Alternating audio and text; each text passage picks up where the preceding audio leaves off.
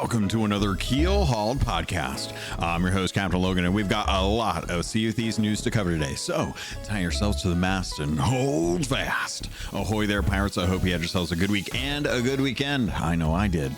This week, we're going to be talking about the imminent Act 3 of Season 17, what to expect with the pool of loot that is going to be part of the new Reaper's Fortresses.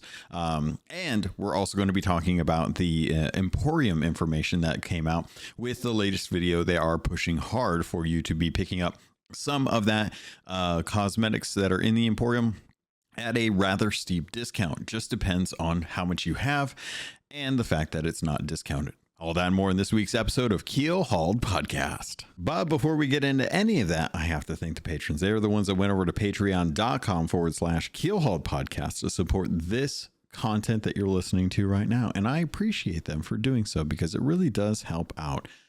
This week, we're going to go ahead and just get straight into it. So shout out to A-Chick, L Cute, Balls, Blue Turtle V1, Captain Chonky, Captain Longsharts, Chateau Neuf, Super Pack, Zombie Killer, Cosmic Johnson, Static Mirror, Crazy Frog, Davram TV, El Jefe Esteban, Godhammer 6, Carl Embo of Embo Family Gaming, Kylia the Aficionado, Elvin Vramir, Evil Morpheus, Space Admiral Ors, Xbox Mike 29, Rabid Raccoon, Registella the Brony Pirate, Ribloid, Rustbelt Kid, Sea Leg Sam, Shoe Daddy 13, Skamelt 666, Tales of the Sea, The Demon Jester, Tommy D, TN Professor, Wailing Witch, Big Bad Pad, Mina Fairy, Hager Owl, Jeff H, Captain Duckweed,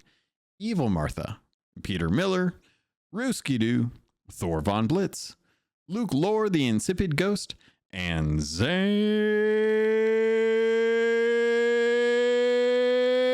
Wow. Thank you all so much for your love and support. It really does mean the world to me and helps with the podcast. So with that, pirates, let's get into it.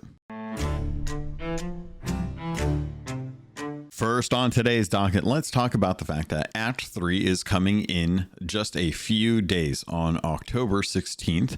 We are going to be getting the third act. The new skeleton forts are going to be all inclusive with their new loot tables, as well as some new threats and some changes to the actual forts themselves.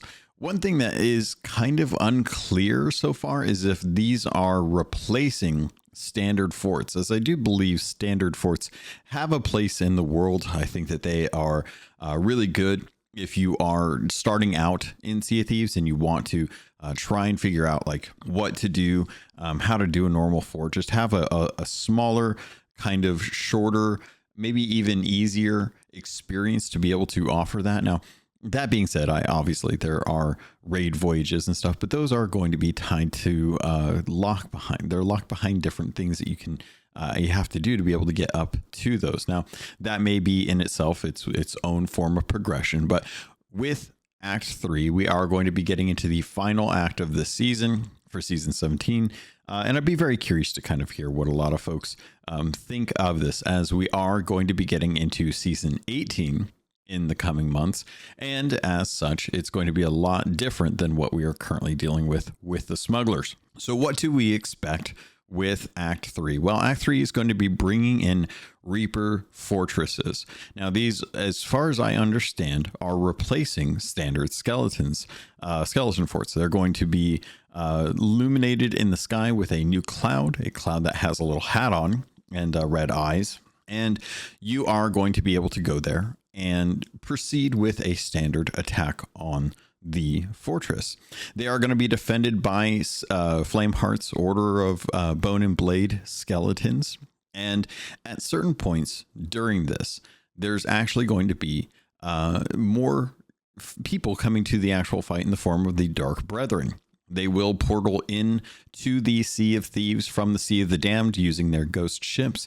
And we actually found out that they are going to have ghosts from the Dark Brethren appear on the actual fortress itself, fighting the waves of skeleton forts, or bone and blade skeletons. So it's going to be very interesting to kind of see how this goes. It looks like the skeleton fortress will have to defend itself against two types of enemies: pirates and, of course, the Dark Brethren ghosts. As this is kind of a free-for-all, the Dark Brethren ships are going to be attacking your ship as well too. So you will have to dispatch of the Dark Brethren ships if you don't want them to sink your ship, but they will actually attack the fortress as well too. So it's going to be very interesting.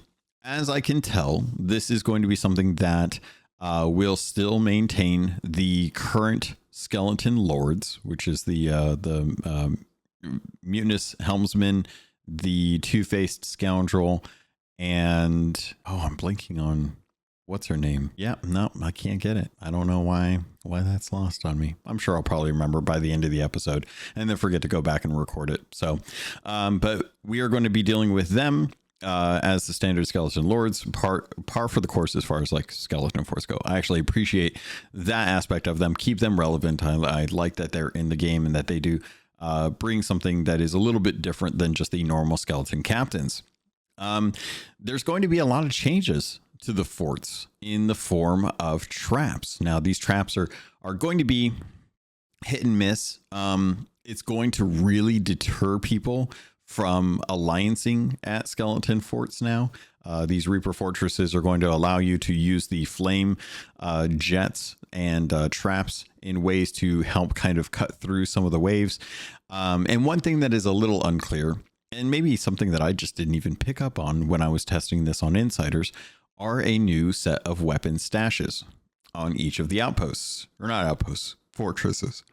In some fashion or capacity, some way that I don't quite know how this works out, you will be able to open up a weapon stash. And the weapon stashes are fairly interesting. I like the fact that they do have some black powder kegs in them. They do have some tridents in them, as well as some rage cannons. Looks like there's some supply crates, and then an assortment of like the Horn of Fair Winds or an Ashen Skull. So you'll be able to use some of these to help kind of clear out some of the waves for these Reaper fortresses, or use them as means of being able to take out different threats, whether it be another ship, whether it be the Dark Brethren ghost fleet that is invading, or just the mutinous helmsman or the skeleton lord that is coming in. So I like that this is kind of adding a little bit of variety to the skeleton forts. It's not just a revamped fort. They're actually adding a little more interest in the form of some of these weapons that you can open up.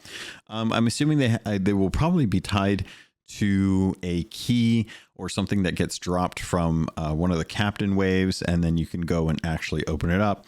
But at the end of the day, it really does come down to, why are we doing this? Well, aside from just the interest of wanting to actually go and attack a fort, it does look like the loot table is going to be fairly good for these. Now, this is where I'm a little confused about how this is going to fit into the normal rotation. The loot table, based on the images that were shown for the Sea of News videos, thanks to John McMurtry and the video team over at Rare for always producing these and having them out on a regular schedule. It is almost like clockwork for them, and they've always done a good job of covering them. So I do appreciate their efforts there. And I did want to kind of point out that for the loot table, for an emergent one, you're going to be greeted by 3 chests of fortune: an Athena's chest, some Reaper loot, a couple eyes, as well as, or just a variance of the raid tier loot that you would get for some of the different factions, as well as gifts, which I'll get to in a sec, chests of tribute, and some kingly loot, as well as like a couple kegs. So I've been very happy to see that they are going to really kind of make it so that there's a little bit for everyone. But one of the things that I think is the most interesting here is the raid loot. And they've obviously got some Reaper chests in there, which, if you guys have been following for season 17, those have been MIA in the Fort of the Damned. You've only been able to find those out in the world or through like captain's quests, which is kind of a shame, because a lot of people tend to use the Fort of the Damned as a means of getting their Reaper chest and Reaper bounties for each seasonal update where you have to turn in a certain amount of those. Same things with the Chest of Fortune. Chest of Fortune has been in the Fort of Fortune for season 17. And now with the actual Reaper's Fortresses, the new skeleton fort, they are going to be providing 3, which should be a pretty good way of catching up if you're behind like myself. So I like that. I think they're going to be highly contended, which is interesting because they're going to be a lot of activity during certain waves. But at the end of the day, everything is going to be fighting everything. And I don't think that free-for-all mentality should be overlooked, because I do think that is a design impact to the actual fort that will make things interesting. It's not just going to be wave after wave after wave of skeletons, and then you keep an eye on the horizon, you kill the skeleton lord, pack up your loot, and go. You're going to have to deal with stuff that is going to try and sink your ship. You're going to have to deal with stuff that is going to have mega kegs, or not mega kegs, black powder kegs. You're going to have to deal with people coming and trying to tuck. But one of the interesting things that I like about this is that feedback recently has shown that a lot of players are discontented with the means of acquiring certain pieces of loot, whether it be raid tier loot, whether it be kingly loot, with stuff coming out of, with the kingly loot effectively being replaced for the smuggler loot and a lot of shipwrecks. A lot of folks that are working on those 1,000 pieces to turn in for the kingly treasure are kind of left with no recourse, right? Similarly, with all the messages in a bottles being replaced with smuggler bottles, a lot of folks have been trying to figure out, okay, well, how do I get my Reaper bounties? How do I get my Reaper chests? How do I get my gifts? How do I get my crates turned in? It's nice to see that, at least within the emergent loot pool for these new fortresses, that you're going to be getting a hefty amount of gifts, the ones that you need to turn in or have other people turn in. I don't know how good this is going to be for folks that need other crews to turn them in. It would not surprise me if people try to go and get, like, steal the key, open the vault, touch all the gifts, and then just leave, and then just let someone else come and pick them up and then turn them in.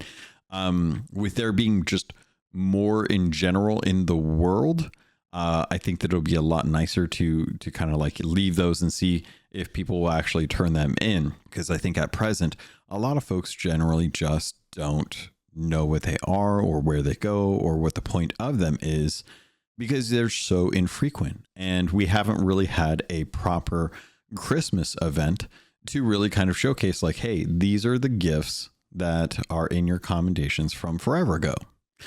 So I really appreciate just the sense that they are going to try and reemphasize some old pieces of loot that have been very hard for a lot of folks who didn't get them done originally, to be able to get those done.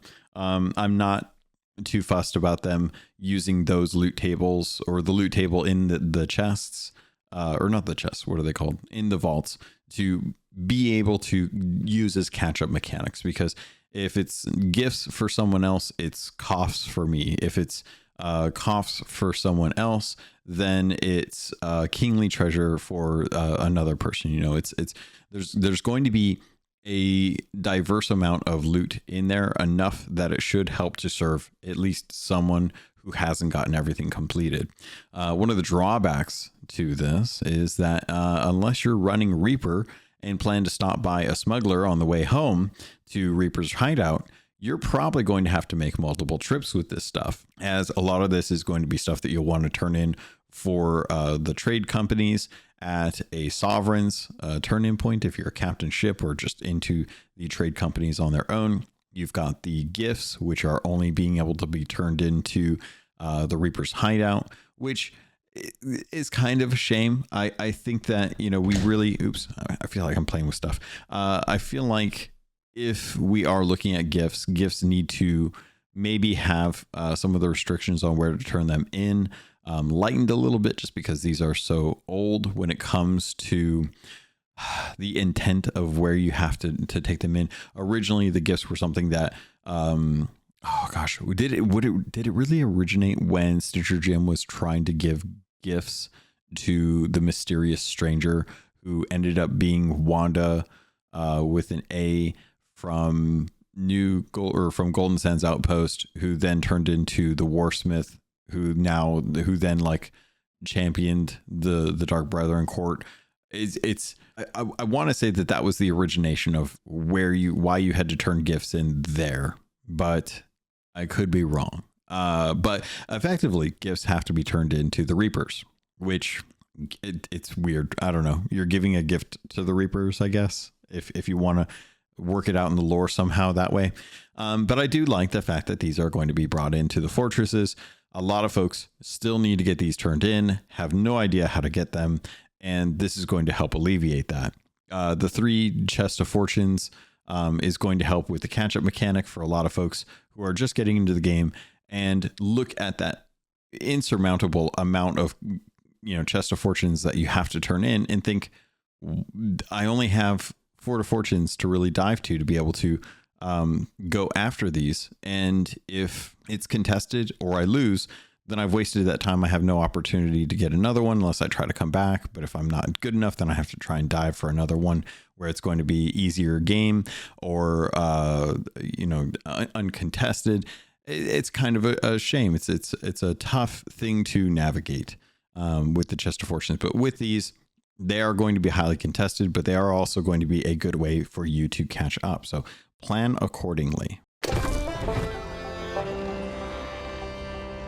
Speaking of planning accordingly, you do want to actually try and get your smuggler's heist stuff finished up, as we are coming into the last days that you can go and get that artwork turned in for Act 2, which means if you have not gone sailing to get the cosmetic rewards for this, the time limited rewards for your captaincy ship, you do need to go get the key, go to Royal Crest Fortress, find the appropriate painting, turn it into the appropriate smuggler, grab an extra painting from inside the fortress, and you'll have them all done. You'll get all the credit done. You've only got a few days to actually do this in before the next update comes out on the 16th. So make sure that you are working towards getting those actually done.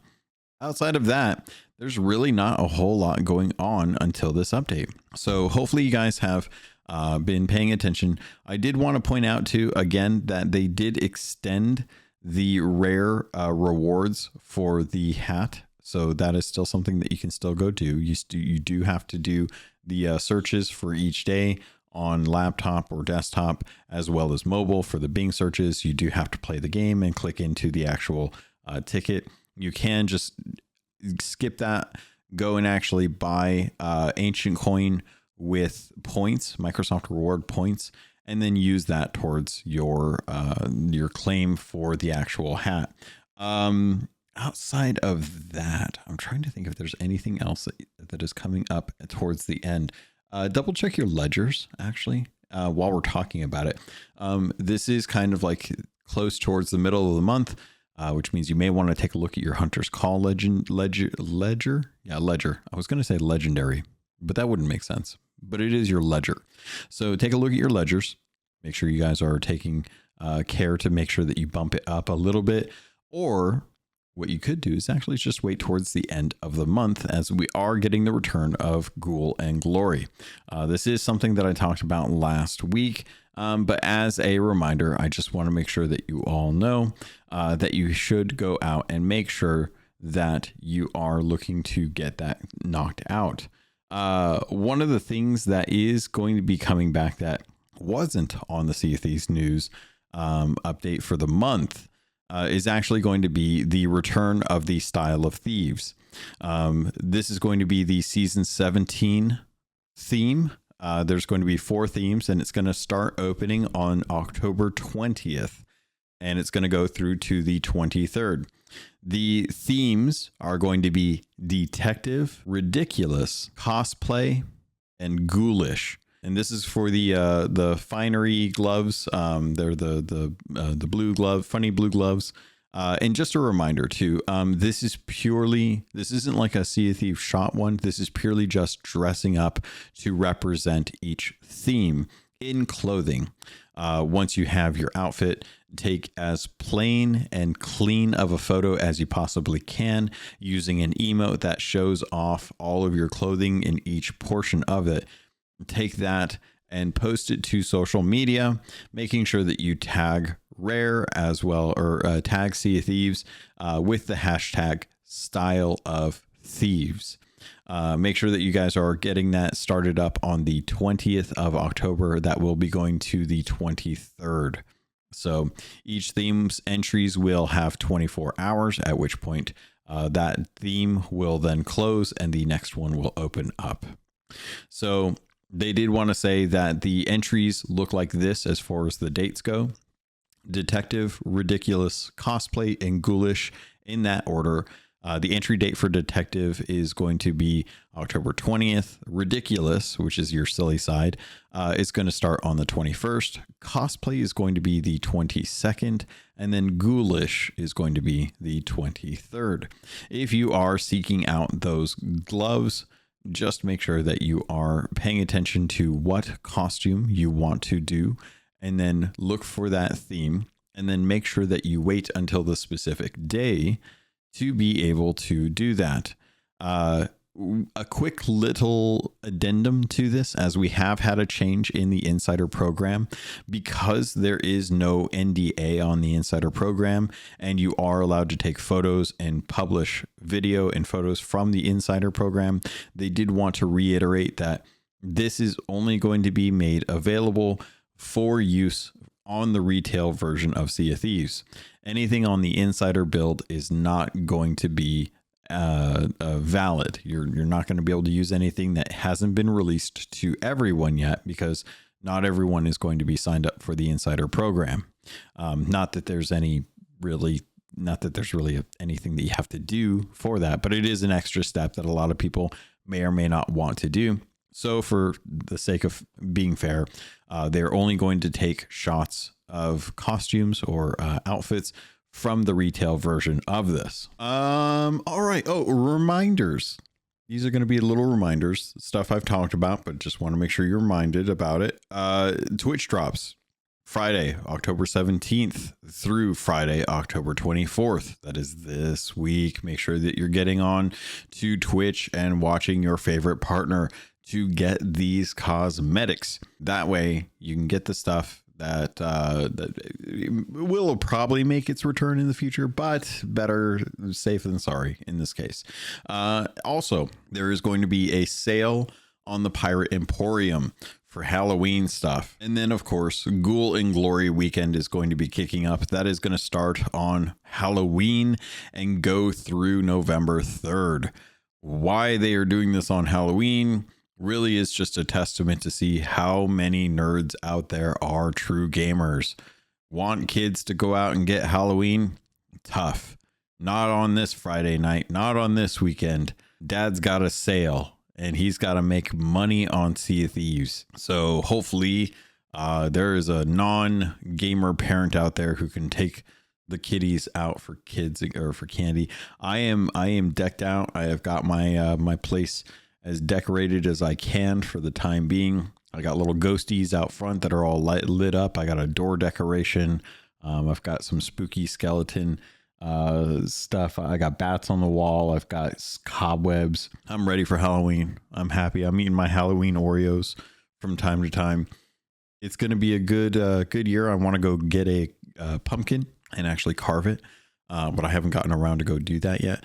Plus, if you carve the pumpkin, they never last. They never. It's almost like, I don't know. They once you open them up, they have a lifespan, and that lifespan is very, very short. So probably not this week, but next weekend I will probably be going and getting a pumpkin so that I can actually carve it and then have it outside for my own happiness. To be perfectly honest, I don't think there's any kids in my neighborhood, so I am just going to assume that I will put out some pumpkins and enjoy the fact that, you know, if anything, maybe a raccoon will come by and eat it.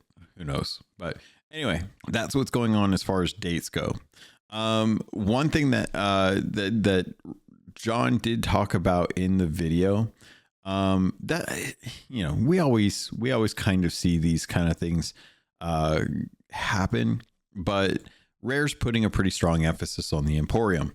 As you know, that is the main way that Rare typically earns the cash to make sure that Daddy Microsoft, that Phil Spencer, is happy enough with what's going on with Rare that they're able to still keep pushing out content for Sea of Thieves without having to try and monetize the actual content itself. And as such, they're going to be doing a sale at the Emporium.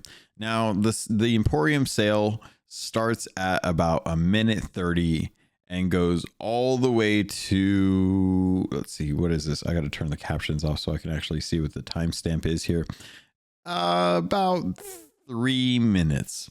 So it's a good minute and a half out of this 4-minute video that is dedicated to selling stuff on the Emporium. Now, personally, I'm always vote for your wallet. Be a consumer, not part of the company, right? But I went and I did some digging because I looked at what they were selling and I said, oh, they're doing a Captain bundle for the Crimson Crypt set. I love the Crimson Crypt set. Ooh, they're doing throwing knives for the Silver Sepulchre set. I love a good steak. That would be fantastic if there were actually vampires in Sea of Thieves to worry about staking. But I took a look at that and I was like, okay, that's cool. And then they went and talked about this Festival of the Damned mega bundle. Now, when I heard about this, I was like, oh, okay, this sounds familiar. I'll be curious to see what it is. And then I remembered, I don't have to wait. We have insiders, and the insiders, aside from the sales, should have all of the content that is currently available and roughly the price that it is available for. So I decided to boot up insiders and sit on the main menu and start typing and typing and typing.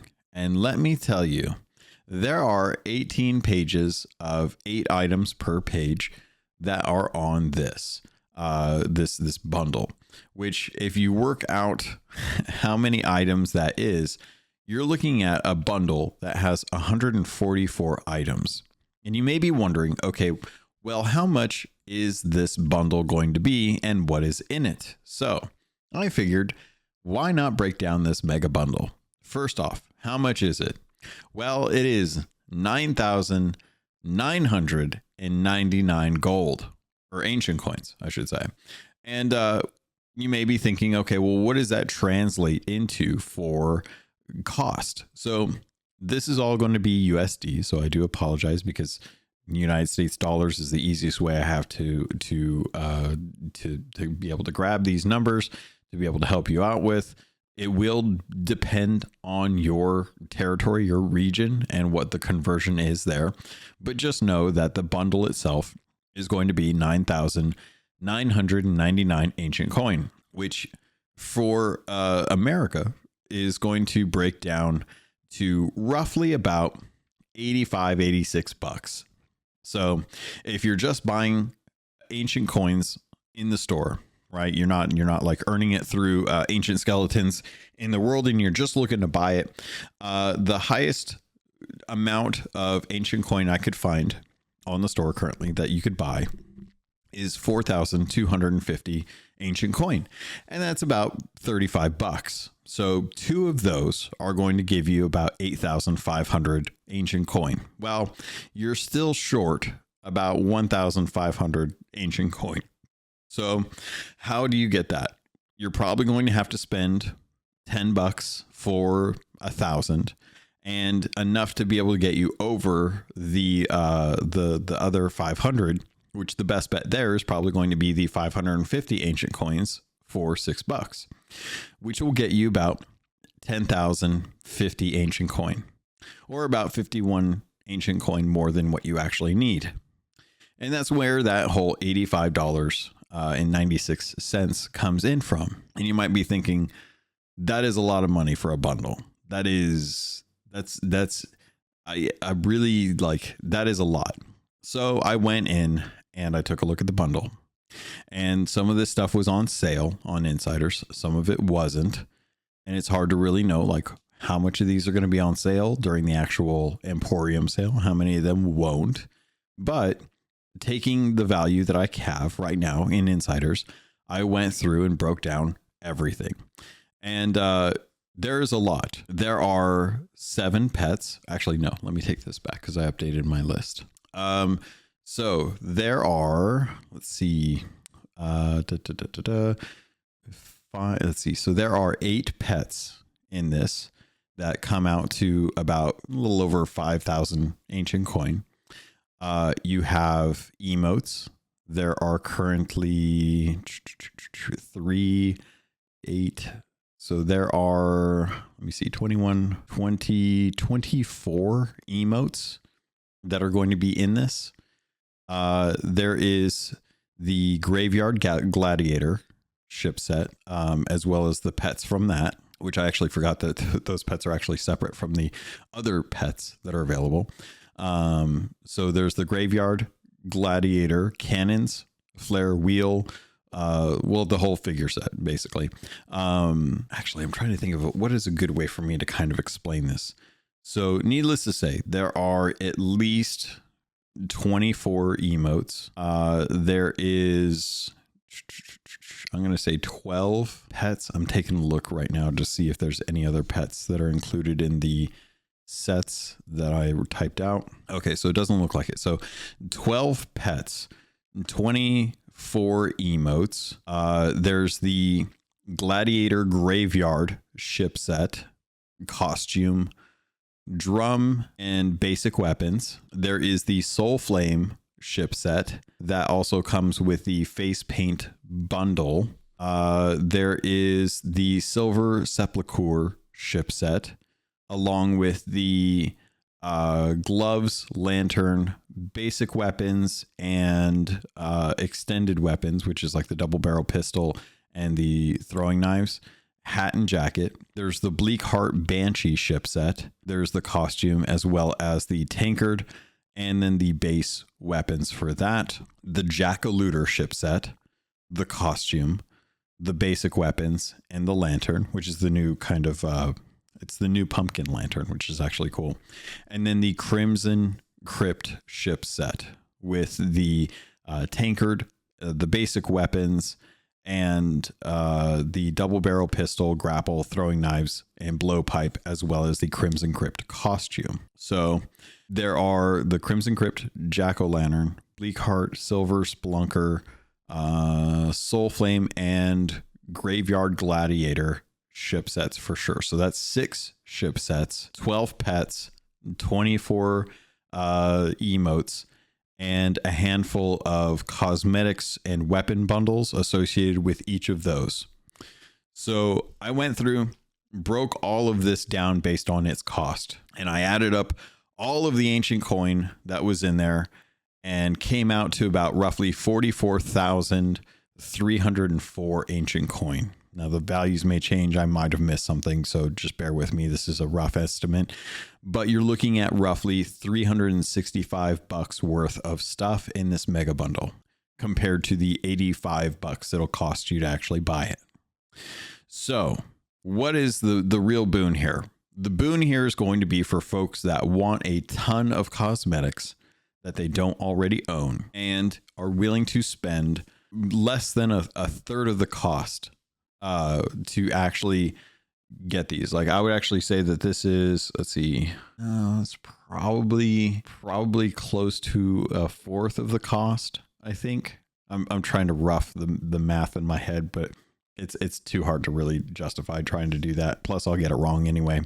But for $85, $86, you can get about $365 worth of stuff, which ain't bad. It's not actually that bad. That's a pretty good deal. It's a hefty price for Sea of Thieves cosmetics. But if you take into account that most of the ship sets are generally about $30, then you're looking at 6 ship sets, a ton of emotes, at least a couple dozen of emotes. You're looking at a dozen pets plus at least a good 6 sets of weapon bundles as well, and costumes for all of the ghostly ghastly stuff that's going on in Sea of Thieves' like Emporium store. So the value is definitely there, but again, the value is arbitrary to what Rare decides to actually determine this stuff to be. And one of the things that I thought was very interesting was when I was going through and actually taking a look at some of the different weapon sets or some of the different ship sets. And I'm looking at the ship sets and I'm like, okay, well, Silver Spelunker, Bleakheart Banshee, those all the base pieces of the ship set, they're all about 349 ancient coin at 5 ancient coin or at 5 different parts or 6 different parts. That's that's not terrible. But then for some reason you look at the Jackalooter ship or the Crimson Crypt ship set, and those same pieces only cost 199. So where's that extra 150 ancient coin coming from for the same set pieces? So there's arbitrary costs to each of the different parts of the actual ships themselves. Some costumes cost 999. Other costumes cost 599. Some of this stuff is on sale. Some of it's not. Some of the weapon or some of the emotes are on sale. Some of them aren't. Some of the emotes cost 249. Others cost 149. It's really bizarre how they've decided to do this. So for all intents and purposes, they could look at all of this stuff and say like, yeah, you're getting $365 worth of value here, but that value was something that they determined. So you're going to want to take a look at this, really kind of see like, is there something that you want to get? If there has been something that you want to get, will you decide to go for the full bundle, knowing that some of this may be stuff that you've actually purchased? And that brings me to the point of all of this, which is if Rare's going to spend this much time on Emporium content and try to sell you on bundles for large packages of stuff that you've had in the past, I would like to say, if I have the Bleakheart Banshee ship set and I bought that at full price or during a sale at some other time, then take the value of that, which in this case would be $7,000 worth of ancient coin, and deduct that from the actual value of that. Work out the math. Now, granted, $7,000 out of 44,000 isn't going to be a whole lot, but it will help. It will make a difference. If I also have the Crimson Crypt ship set, that's $5,500 of ancient coin right there. I'm looking at 12,000 ancient coin I've already spent. That is stuff that is already out of my pocket, out of this bundle. But I won't actually get a discount on this as far as I know, because I've already purchased it. I'm still going to have to pay the full price, even if I have some of this stuff already.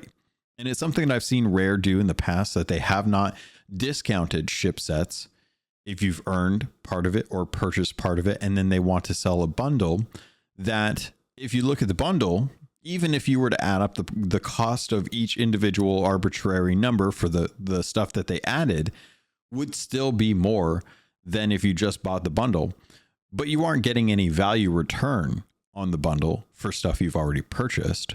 It's still just cheaper to buy the bundle, even though you've already dumped money into that bundle.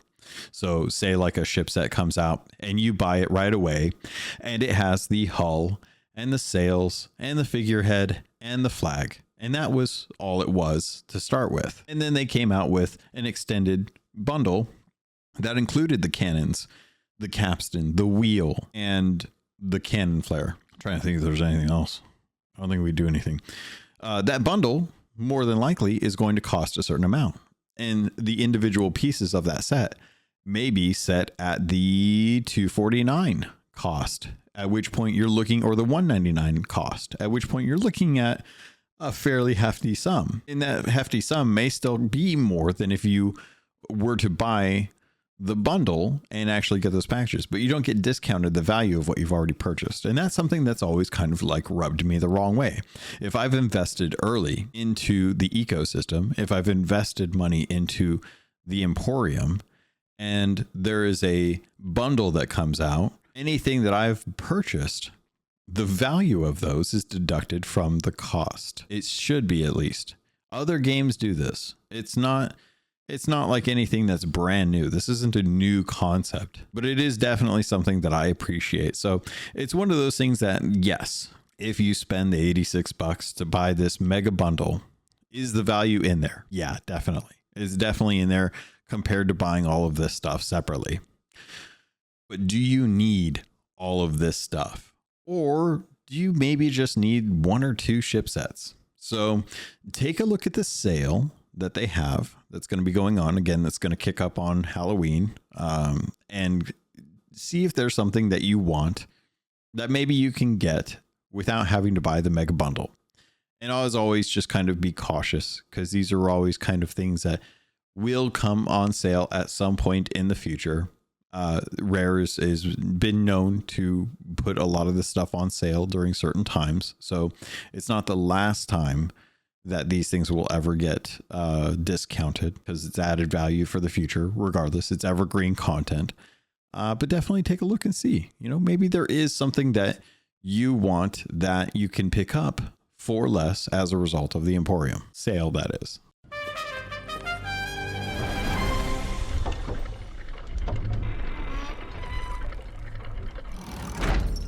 Well, if that wasn't enough Emporium talk for you, I did at least want to cover some of the other stuff that was coming out, which includes the expanded Crimson Crypt set, which I talked about for the Galleon Cosmetics. Silver Sepulchre stuff is getting the double barrel pistol and throwing knives. There's a bat pocket emote, which again, I just want to have a bat. I would rather have a bat than just the emote for the bat. But that's that. There's going to be a skeleton toucan, which it looks interesting.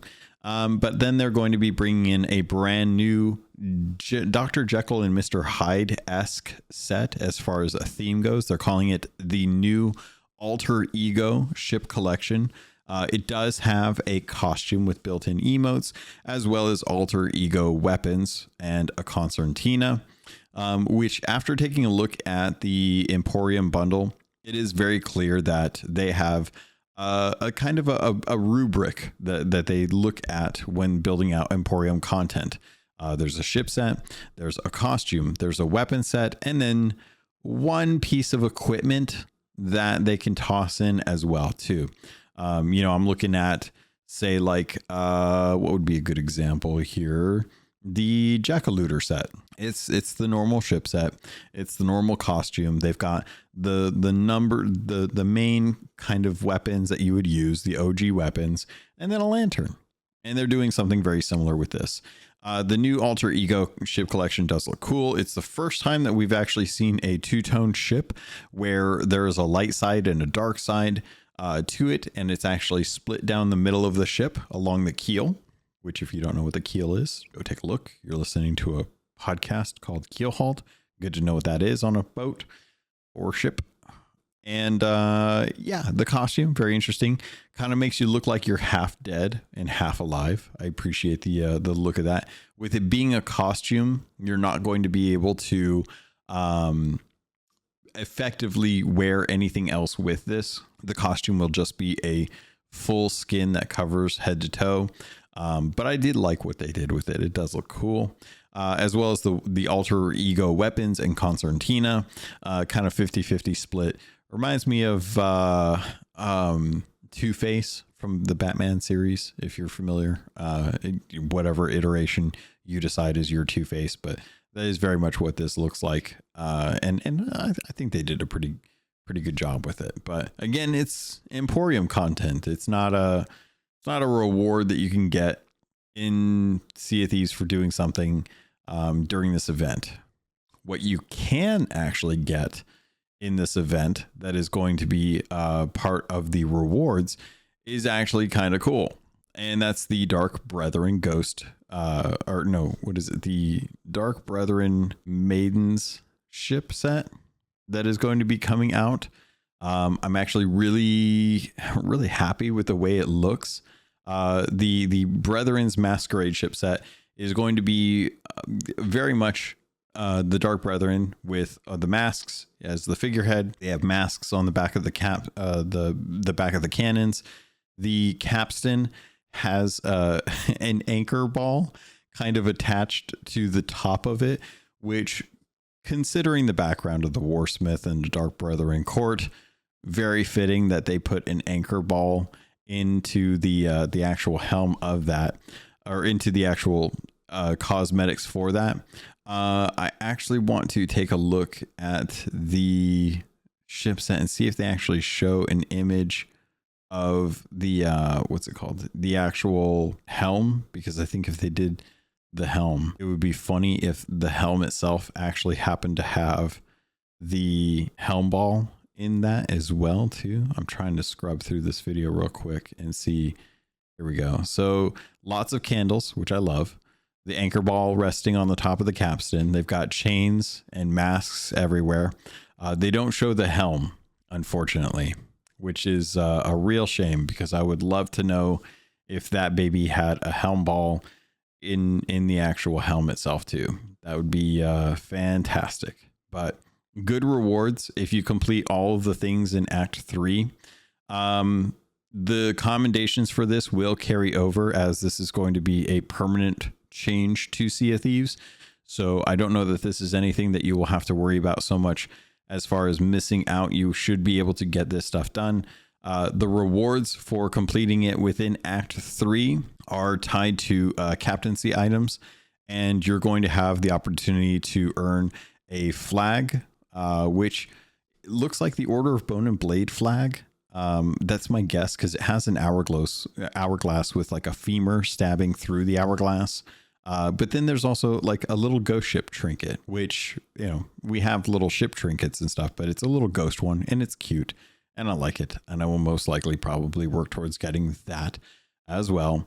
But for all intents purposes, I think that the ship set's probably the best thing. I'm really happy that they're doing the ship set as a way for us to get some decent rewards for taking on the new fortress. So happy to see that. Happy to see that we're getting some good rewards now. Please keep that up. It'll remain to be seen how that actually works out with season 18, but it would be nice to go back to where we got outfits and weapons and stuff that wasn't just associated to the chest of fortune for rewards, so that everyone can actually participate in the event and work towards those as well too. Taking a look at the actual commendations, you're going to be killing a lot of stuff, so just be aware of that. As we actually get closer next week, I'll probably be taking a look at the actual commendations, what you need to do, and seeing if I can come up with a way to try and get you the most efficient way of getting them done, assuming that you aren't getting attacked by other players and you can actually just focus in on what loadout you're going to need to be able to take out the enemies that you need to in the most efficient way, as well as the way that's going to push the commendations done faster. So a lot of that analysis is probably going to be done this week, pending the fact that nothing changes from insiders to retail. I'll obviously have to take a look at retail when we get out into the actual event and start taking note on what there may be as far as changes and stuff like that. So stay tuned for that for next week as we kind of get closer and closer to this imminent Reaper's Fortress update. The last thing on today's docket that I wanted to talk about was panache. This is something that is part of the Sea of Thieves France affiliate alliance, as far as I know. But they have released a new machinima, which I think they've done a fantastic job. They had Jade and Gatas before, which was fantastic. They have done subtitles on this, and I will have a link in the show notes to this. So do make sure that you go over to the show notes or the description on the YouTube version to find the link to this so that you can go and actually watch it as well. Just so that you can have that opportunity to really enjoy the atmosphere and the creativity that comes along with this short film. Panache is the story of Sea of Thieves stealing just about anything, because that is exactly what Sea of Thieves pirates do, and the promise of stealing something that is very valuable is great. I'm not going to reveal what they steal because I think that that's part of the humor of the actual video. But I love what they do with this. This time they are actually taking part a lot on Port Merrick, which is a fantastic setting and a great way to kind of showcase just like what life would look like in Sea of Thieves if we had a bunch of NPCs doing stuff. You know, if there was life on the Sea of Thieves outside of just the pirates. And it actually showcased something that I don't think many of us actually do, just due to the nature of how we play the game. But I actually watched a pirate duck after they fired their Eye of Reach. And it was the sneak aspect of this, but for all intents and purposes, it looked like they were using the ship wells as a cover. And I was just kind of like, you know, that's quaint. That is something that I really do love because we don't do that in Sea of Thieves. We literally just jump and move side to side. We never try to actually like duck because we're in the middle of a reload animation. And that's honestly the only way you can really justify it if you're in the middle of a fight. But I love short films because they bring to life a lot of the stuff that you wish you could see through like a TV show or a movie. And Sea of Thieves France has just been really good about this. They are using custom servers, which is going to be made easier when you're actually going to be able to have a custom server and you're going to be able to spawn in stuff that you want and spawn in stuff that will help kind of make it easier to actually like control the camera, to get loot that you want to use for a shot, you know, be able to get access to cosmetics so that everyone can have an outfit or something like that. And I really appreciate the time and effort it must have taken for them to put this together because they've done a fantastic job. And in this case, it's going to be something that I hope that you take some time to actually go watch. It is a very short film. You're looking at less than 3 minutes, but it is something that I think really needs to be recognized because it's one thing to have a great SOT shot where you can coordinate everyone to take one actual photo and you can kind of cheat some things to get the perspective that you want. It's a completely different thing to build out a script, to thumbnail the process of the different shots, to get the composition down, to coordinate with people, to be able to have them show up on a custom server, to be able to have all of the things that you need in the actual mode to be able to look and play it out, and then to have everyone on comms so that you can have everyone doing what they need to do. Acting in person is a lot easier than trying to coordinate people to doing stuff in Sea of Thieves, where you're working with machinima. And this is actually like actors and people playing the game, as opposed to what a lot of machinima is, which tends to be people animating and moving rigged characters in the game, where it's you know, you can kind of do it at your own pace. You're the animator. You're actually moving all the models around. You're the one that's actually doing the composition. You have a fixed camera. You know, you're not trying to build this with, you know, a bunch of people trying to do their part, play their role, and make sure they hit their marks, because there's no way to do that in Sea of Thieves.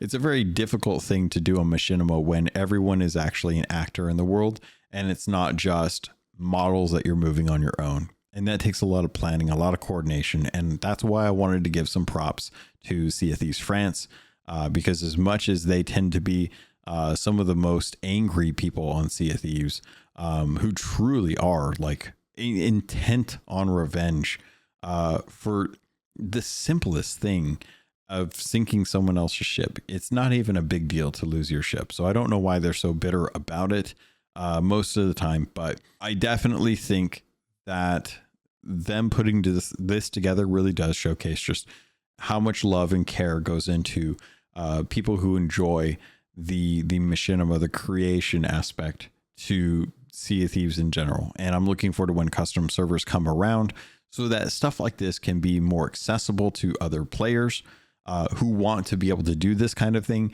but don't necessarily have access to custom servers to be able to bring people in, plus the time to actually get the stuff that you want for the sake of the actual treasure. If you watch this, you'll notice there are very few props, and it's more just costumes and acting. Whereas with custom servers, I think we'll get to a point where you getting access to the different creatures, the different times of day, loot, cosmetics, stuff like that will make it far more easier and accessible to be able to make content like this. And I'm hoping that it does kind of spawn a new wave of machinima artists who are looking to create content in Sea of Thieves, using it as the sandbox that it is.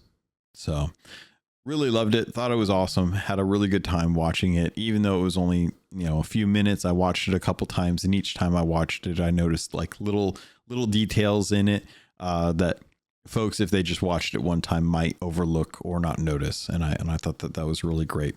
And they've done a really good job with the actual closed captions. A lot of the closed captions are in different languages. So even if you don't know French, you can still enjoy this with the actual captions on YouTube.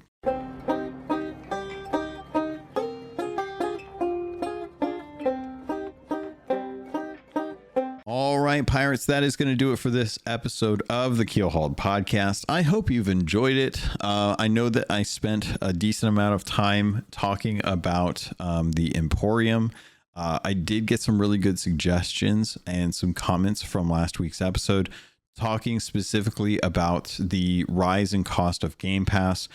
Folks looking to actually pick up the game on their own. I did want to let you know that there are folks out there that are doing giveaways right now. I know like A-Chick is doing a Steam code giveaway for folks that want to go and like her post, to follow her Twitch channel, and repost that as a part of her birthday that's coming up on the 15th.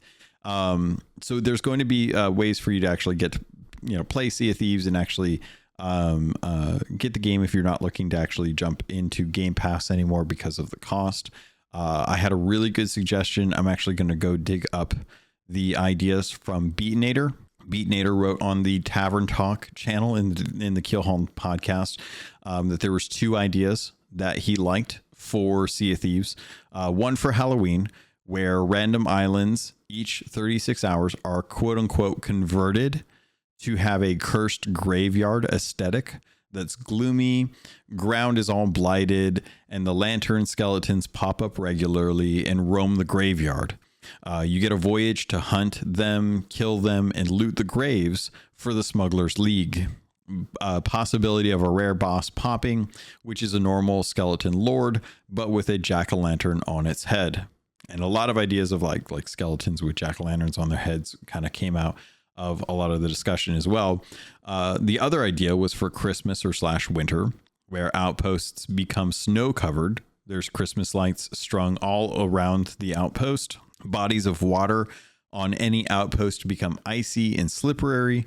Voyage to hunt a boar with a new meat drop that you can then take to the Hunter's Call rep to cook. But you need to give them a crate of spices to progress. Once cooked, you deliver it to the tavern. Also able to make a snowman, but not sure how that would actually happen. I think it would be just as easy for you to do that, but with sand. Make a sandman in some ways. With magic snow, or maybe even you just use cannonballs that you have to kind of like stack up. But 2 really good ideas. I really love the idea of having like a haunted island. I think that was something that I was actually genuinely interested in when we talk about stuff like the actual Sea of Thieves kind of holiday stuff. They've moved away from that for all intents and purposes. Us getting a Ghoul and Glory weekend is just a Golden Glory weekend. It's just named differently. The Emporium cosmetics and stuff coming in, and then them bringing in the kind of gourds and decorations for the tavern. It feels lackluster compared to the potential involved with celebrating some of the holidays. Obviously it would take away time from the current season, as they tend to do these seasons as themes. Like this is the Smugglers one, we had the Reapers one, we had the Hunter's Call one before that. We're going into one that's going to be the Devil's Roar. And yeah, I get it. this is their way of kind of focusing on one theme that they can then build content around. But holidays are important. Holidays are fun times to celebrate and spend time with other people, doing stuff that we enjoyed. You grow up with these holidays for most people, and being able to celebrate them in games is just as important with your friends, when not all of your friends are local. Not all of your friends are around to be able to go do stuff, and having fun opportunities to celebrate in games is totally something that should be celebrated in Sea of Thieves. I think it's worth it. And I do hope that Rare takes some of this feedback to heart, and then hopefully plans for whatever, season 21 or 22 of next year is more themed around an actual, holiday, an actual Halloween holiday. But that's just my thoughts. I loved seeing some of the discussion around this. I know Shu had talked about Game Pass as being $30, being the cost of a new game every 2 months. So 6 games a year, roughly 7 games a year. And that if you played a certain number of games this year through Game Pass Ultimate, even if you didn't finish the game, but you still got access to it, then the value is definitely there. But it's still going to be a lot of money for a lot of people, and that's going to really depend on where you find that value. So definitely glad to have the discourse around that happen, and everyone seemed very calm and understanding about it. I did appreciate how people or what people said about it. And then there was a correction from last week's episode where I accidentally called the Bleakheart Banshee set the Wailing Witch costume, but Wailing Witch is just a member of the community, not actually a costume. Don't try and have, try and convince her to give up her look. Although if you did want her look, she does use a lot of the Coral Coven or Coven look. Coven, the Coral Coven stuff. So you can definitely look like Witch and come up with your own costume and try and see if if who the best look-alike for Wailing Witch would be. That's always a possibility. But the correction being that I was talking about the Bleakheart Banshee set, not Wailing Witch.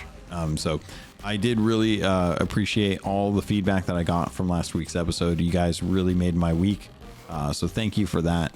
And yeah, I think that's going to do it. So Pirates, thank you. I love you. And I look forward to sailing with you on the Sea of Thieves.